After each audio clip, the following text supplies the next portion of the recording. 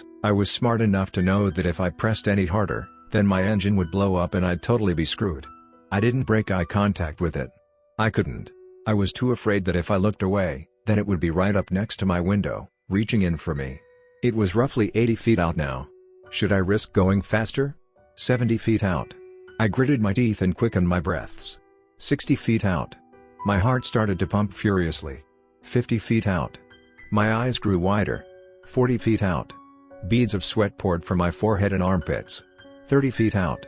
Leave me alone. Fuck off and leave me alone. Please. 20 feet out. It was at this distance did my headlights catch its blood-curdling features in all of its horrors. It was like a greyhound if it were experimentally stretched and mutated.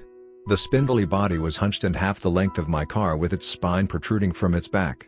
Its rib cage stabbed through and came around outside of its body as if it was a growth deformation. The bone clacker was skinless, exposing bare muscle, tendons and bones as if it inverted itself. It was red, gleaming red, with black snaked veins. Every time it pushed itself, its veins bulged, almost to the point of rupture. In its wake, it left a bloody print for every step it took. The limbs of the creature were abnormally disproportionate to its body. They were longer, double the size of its body. There was no skin, meat or nerves surrounding its limbs or appendages. It was just pure bone. Every step it took, the bones grossly clacked on the ground as if splitting under the sheer pressure. It used its stretched limbs to easily pull itself forward. If anything, it wasn't even running. Its movement was akin to that of how a hare moves. It steadily loped. For phalanges, each one was long and thin yet sharp like a dagger. They were designed to intricately pick or tear off any flesh in one swift movement. There was no tail on it, but at the other end held a head that had been scorched into my mind. It was the skull of a wolf, but its eyes. Oh God, its eyes. They were vantrablack, no pupils, and stared directly into mine, piercing my soul. It never broke its glare, and nor did I. Its mouth drooped open, letting its split tongue hang out as if to show that it was pleased that I wasn't much of a fight. Hot breath poured out from its mouth, creating steam as it collided with the night's cool air. Its mouth hung wider now as if extending its jaws to latch onto my neck, but instead, it let out a horrifying screech. E-e-o-oo-ow-oo.